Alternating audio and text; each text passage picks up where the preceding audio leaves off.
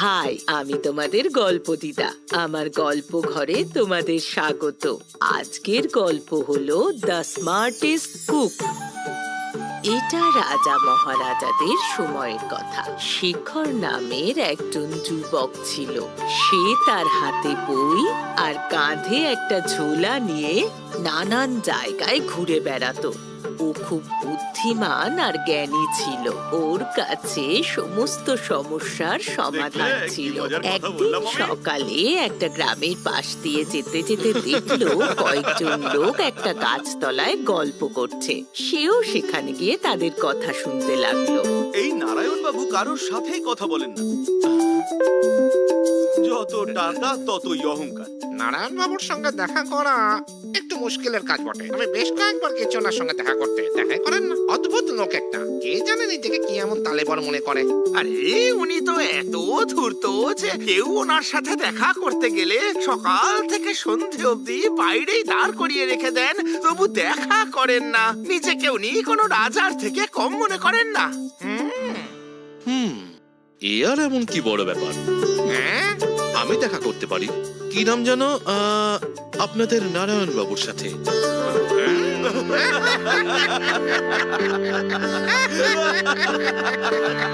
আপনার পরিচয় শ্রীমান? মনে হচ্ছে এই গ্রামে নতুন এসেছেন। নারায়ণ বাবুকে একেবারেই চেনেন না। দেখুন, নারায়ণ বাবু যদি এত বড় মাপের মানুষ হন তাহলে ওনার সবার সাথে দেখা করা উচিত। মানুষজনের সেবা করলেই খ্যাতি অর্জন হয়। এই শ্রীমান নিজের অপমানের রাস্তা নিজেই খুঁজে বের করেছেন। আপনারা দেখবেন নারায়ণ বাবু শুধু আমার সাথে দেখাই করবেন না, আমাকে আহারা দিয়েও করাবেন। তাহলে যান, অপমানিত হয়ে আসুন আর আমাদের হাসার সুযোগ করে দিন। আমি হলপ করে বলতে পারি আপনি ভেতরেই যেতে পারবেন না। খাওয়া তো অনেক দূরের কথা। আর যদি ঢুকতে পারি তাহলে? তাহলে 100 মোহরের বাজি রাখছি।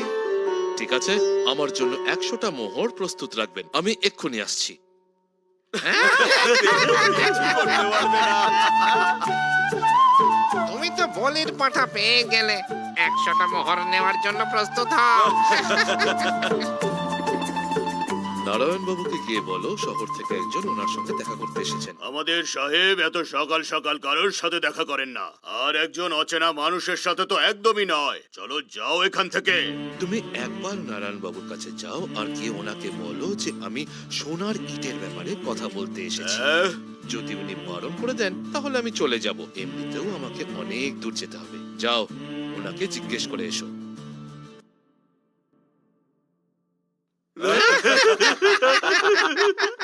চলুন, সাহেব আপনাকে ভেতরে যেতে বলেছেন।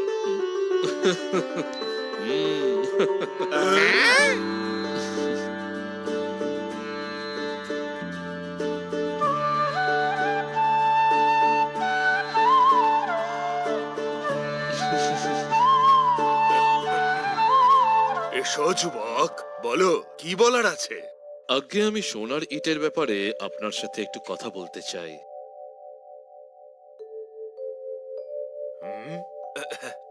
খুব ভালো, চলো খেতে খেতে তাহলে কাজের কথা সেরে নেওয়া যাক।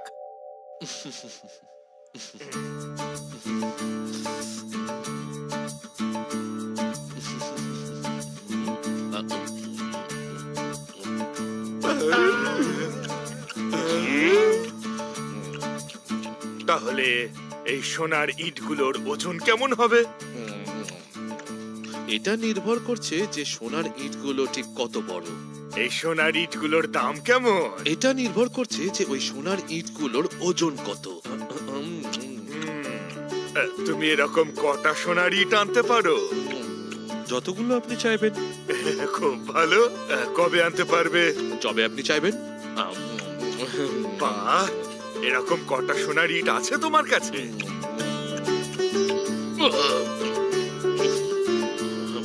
দেখুন, আমার কাছে একটিও সোনার ইট নেই। তাহলে তুমি তখন কেন বললে যে তুমি সোনার ইটের ব্যাপারে কথা বলতে চাও? কিন্তু আমি তো সেটাই করেছি। আমি আপনার সাথে সোনার ইটের ব্যাপারে শুধু কথাই বলেছি। আমি এটা একবারও বলিনি যে আমার কাছে সোনার ইট আছে। বলেছি কি? তোপ সিং, বের করে দাও এই মিথ্যুককে। শ্রীমান, আপনি চিন্তা করবেন না, যেভাবে আমি নিজে এসেছিলাম সেভাবে নিজেই চলে যাব। আহারাদির জন্য ধন্যবাদ। আপনি কারোর সাথে দেখা করেন না, শহরের সবথেকে ধনী ব্যক্তি হয়েও আপনি কাউকে সাহায্য করেন না। এটা বিচক্ষণ ব্যক্তির লক্ষণ নয়। সম্পদ চিরস্থায়ী নয়, কিন্তু নাম, যশ আর মানুষের কর্ম চিরকাল জীবিত থাকে। মনে রাখবেন এই কথাটা। নমস্কার।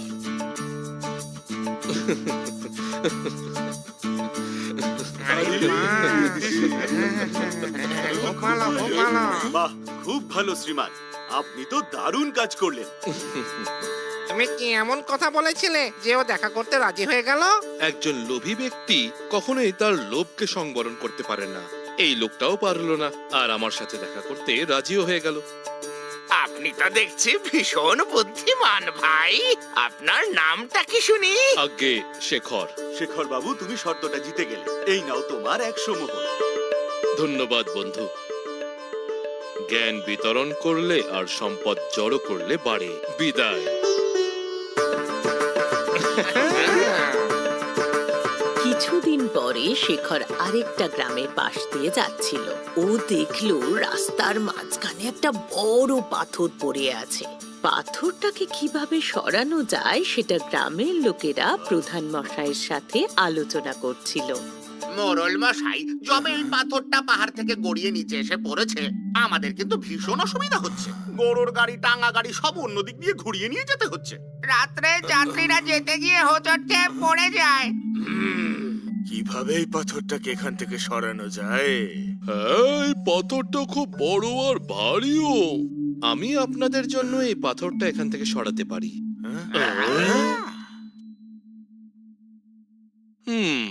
আরে চুপ করো দাদা, এটা একার পক্ষে কখনোই সম্ভব না। আমরা এত কথা শুনতে চাই না, শুধু এই পাথরটা এখান থেকে সরাতে চাই।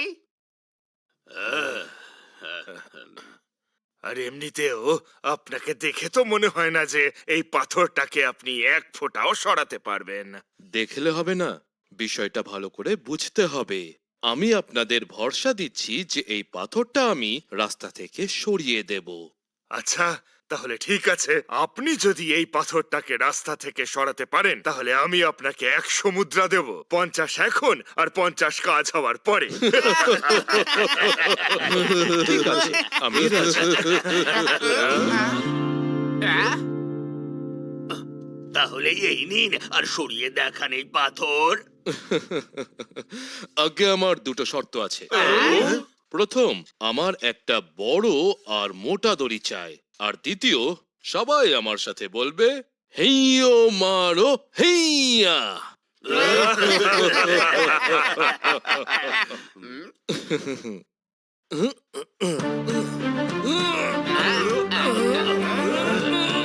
জোর লাগিয়ে, জোর লাগিয়ে, জোর লাগিয়ে। অনেক বড় পাথর, ও সব শক্তি দিয়ে চেষ্টা করছে। আরে হ্যাঁ, পাথরটা একটু নড়েছে। আমরা এরকম গাধার মতো দাঁড়িয়ে থাকতে পারি না, আমাদের ওকে সাহায্য করা উচিত। যদি এই পাথরটা সরে যায় তাহলে আমাদেরই তো সুবিধা হবে, তাই না? উনি তো অতিথি মাত্র। উনি পারলে তাহলে আমরা পারবো না কেন? চলো আমরাও চেষ্টা করি।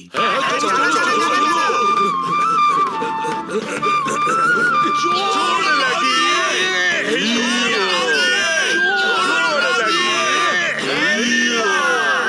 জোর লাগিয়ে, জোর লাগিয়ে, জোর লাগিয়ে,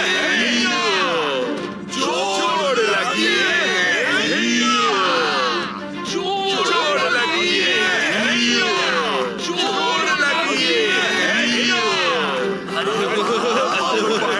সরে গেল। ভাই, তুমি সত্যিকারের একজন বুদ্ধিমান এবং সাহসী মানুষ। এই নাও তোমার বাকি 50 মুদ্রা। ধন্যবাদ। এই সব আপনাদের জন্য। আমরা সবাই মিলে এই কাজটা করেছি, তাই এই কাজটা সফল হলো। ও, এই নিলাম। দাদা, যদি তুমি না শুরু করতে তাহলে কোনোদিনও এই পাথরটা আমরা সরাতে পারতাম না। তোমার এই উদ্যোগে আমরা খুব খুশি। তুমি খুবই ভালো। তুমি অর্থ উপার্জন করলে এবং আমাদের দিয়ে কাজও করালে, আর আমাদের পরিশ্রমের সম্মানও দিলে এবং আমাদের সমস্যার সমাধানও করে দিলে। মানে এক তীর দিয়ে অনেক পাখি। আপনার নাম কি পথিক? আগে শেখর। শেখর, তোমার বুদ্ধিমত্তা আমাদের অনেক বড় মুশকিলের হাত থেকে বাঁচালো। বিপদের মোকাবিলা একসাথে করতে হয়। কাঁধে কাঁধ মিলিয়ে যদি একে অপরকে সাহায্য করা যায় তাহলে পাহাড়কেও টলানো যায়। বুঝলেন বন্ধুগণ? এবার আমায় আজ্ঞা দিন। বিদায়।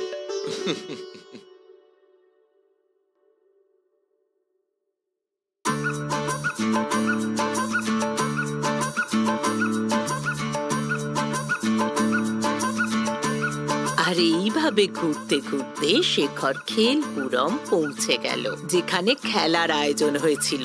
সব জায়গায় লোকের ভিড়, বিভিন্ন জায়গায় আলাদা আলাদা খেলা হচ্ছিল। প্রত্যেককে খুব আনন্দ করছিল।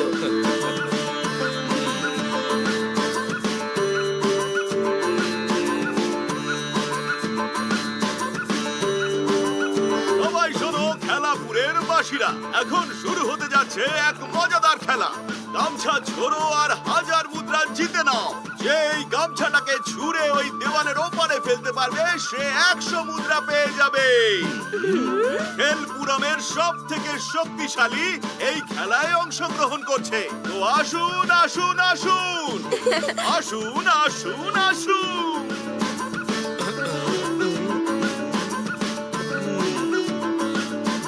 আর বিল্লা পালোয়ান এসে গেছে ময়দানে।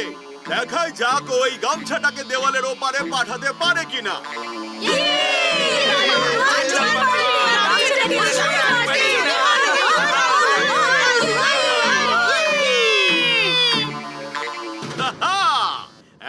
এক, দুই, তিন। আর এই গেল গামছা। দেখাই যাক গামছাটা দেওয়ালের উপরে যাচ্ছে কি যাচ্ছে না।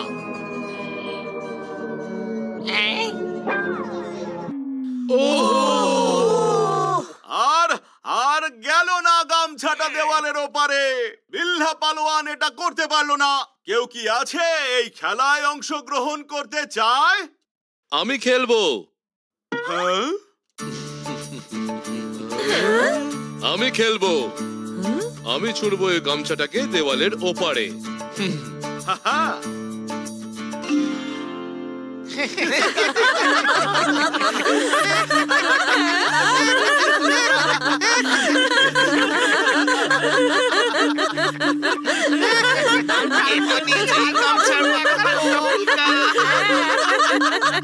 তোমার নাম কি বীর পুরুষ?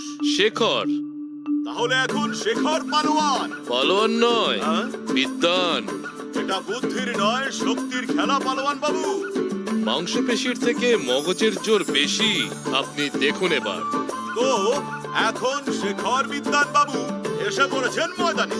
দেখাই যাক যখন বিল্লা পালোয়ান করতে পারেনি তখন এটা বিদ্যান বাবু করতে পারেন কিনা। উনি এই গামছাটাকে কি দেওয়ালের ওপারে পাঠাতে পারবে? এই তৈরি তো?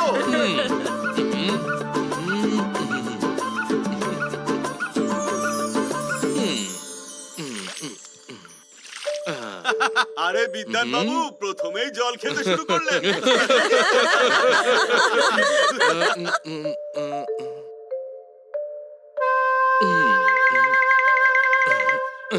শেখর বিদ্যান বাবু কিছু তো করছেন গামছাটার সাথে। প্রথমে ওটা ধুয়ে তারপর পাথর বাঁধছেন।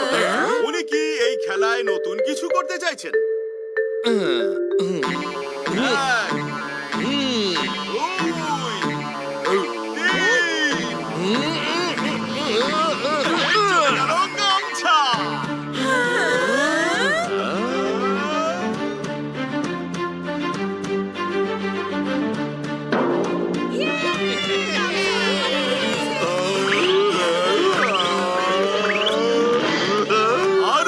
আর গামছাটা দেওয়ালের ওপারে চলে গেল। দারুণ ব্যাপার। গামছা ছোড়ো আর 1000 মুদ্রা পাও এই খেলায় বিজয়ী হয়েছে শেখর বাবু। ইনি সত্যি খুব বুদ্ধিমানের সাথে গামছাটা দেওয়ালের ওপারে পাঠিয়ে দিয়েছে। এই নিন আপনার পুরস্কার 1000 মুদ্রা। তো এবার বলুন, মগজের শক্তি বেশি না মাংস পেশির? মগজের শক্তি বেশি বিদ্যান বাবু।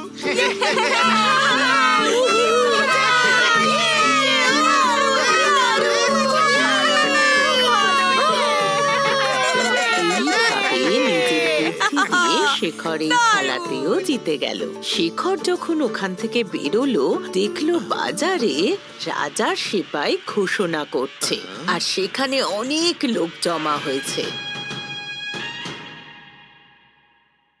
শোনো শোনো শোনো, আমাদের প্রিয় রাজা, ব্যঞ্জন প্রেমী মহারাজা ভোজনমল সব থেকে উন্নত মানের রাঁধুনি খুঁজছেন।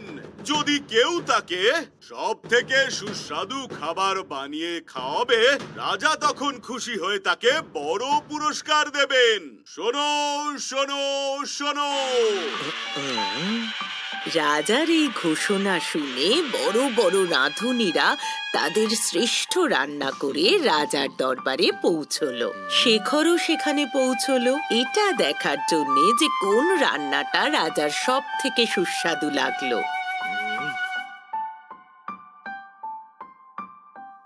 কিন্তু রাজা ভোজমলের তো কোনো রান্নাই ভালো লাগলো না।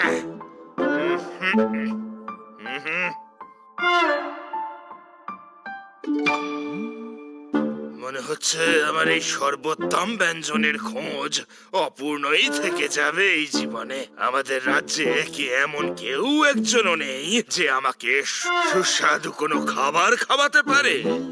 এমন ভোজন যা আমি কোনোদিনও খাইনি এর আগে আমার জীবনে। মহারাজের জয় হোক। আমি আপনার জন্য এই পৃথিবীর শ্রেষ্ঠ এবং সর্বোত্তম খাবার বানাবো, কিন্তু আমার একটা শর্ত আছে। যদি আপনি সেই শর্তে রাজি থাকেন, তাহলে আমি এই পৃথিবীর সর্বোত্তম ভোজন আপনাকে খাওয়াতে পারি। আপনার পরিচয়? আমার নাম শেখর মহারাজ। তাহলে কি আপনার শর্ত শুনি শেখর? খুবই সহজ শর্ত মহারাজ। কাল আমি আপনাকে সর্বোত্তম ভোজন পরিবেশন করব, কিন্তু কাল আমার ভোজন খাওয়ার আগে আপনি কোন রকম অন্ন, ফল, জল বা কোনো ধরনের খাবার খাবেন না। যদি আপনি এটা করতে পারেন, তবেই আমি আপনাকে আমার সর্বোত্তম ভোজন পরিবেশন করব। খাবারের প্রতি আমার ভালোবাসা সারা রাজ্যে সবাই জানে। সর্বোচ্চ ব্যঞ্জনের খোঁজ করার জন্য এটাও না হয় আমি একবার করে দেখব আমার জীবনে। তোমার এই শর্ত আমি মেনে নিলাম শেখর। মহারাজের জয় হোক। তাহলে কালকের সুস্বাদু ভোজন প্রস্তুতির জন্য এখন আমাকে বিদায় দিন।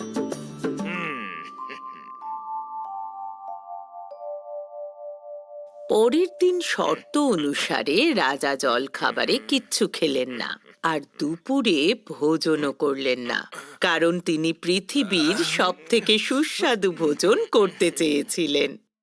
কিন্তু সন্ধে হতে না হতেই রাজার পেট গুড়গুড় করতে লাগলো।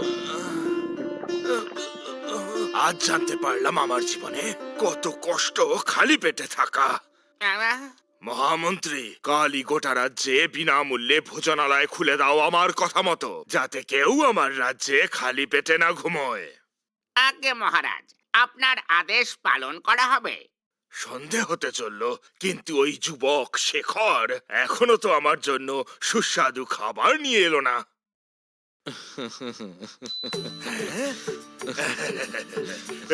আমি পৃথিবীর সব থেকে সুস্বাদু ভোজন সাথে নিয়ে উপস্থিত হয়েছি মহারাজ।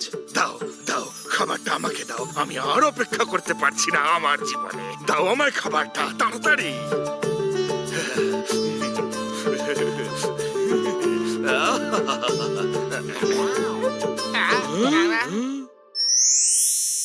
এটা কি? তুমি মহারাজের জন্য শুধু সাদা ভাত আর ডাল নিয়ে এসেছো? এই তোমার সুস্বাদু খাবার।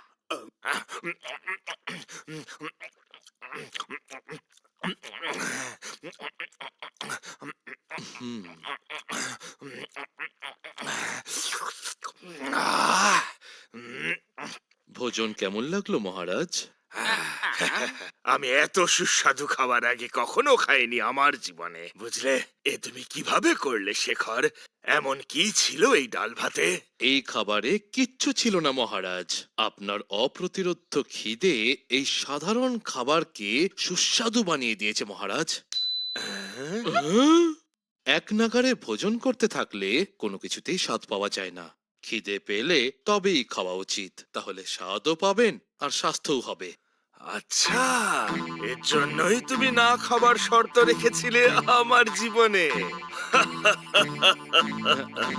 তোমার তো দেখছি দারুণ বুদ্ধি শেখর, আমি প্রসন্ন হলাম। তাহলে আমার পুরস্কার মহারাজ? আজ থেকে তোমাকে আমি মুখ্য পরামর্শদাতা হিসেবে রাখলাম আমার জীবনে। তুমি এখানে প্রাসাদে থেকে আর মোটা বেতন নিয়ে তোমার জ্ঞান প্রয়োগ করো সমাজের মঙ্গলার্থে আমার জীবনে। যথা আজ্ঞা মহারাজ।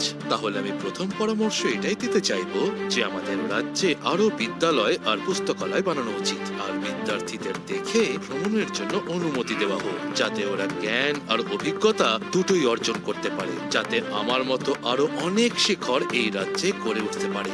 আর রাজা ভোজমল এমনটাই করলেন। শেখর রাজার প্রিয় পরামর্শদাতাও হয়ে উঠল, পরে মন্ত্রী আর তারপর মুখ্যমন্ত্রীও হলো। শেখর তার বুদ্ধি আর জ্ঞান দিয়ে লোকেদের সাহায্য করতে লাগলো। গল্পটা মজার ছিল কি না? এবারে আমায় বলো, এই গল্প থেকে আমরা কি শিখলাম? একদম ঠিক, বুদ্ধি আর জ্ঞান দিয়ে আমরা নিজের আর অপরকে সাহায্য করতে পারি। বুদ্ধির শক্তি শরীরের শক্তির চেয়ে অনেক বড়। এবার তোমাদের গল্প দিদাকে টাটা বলো।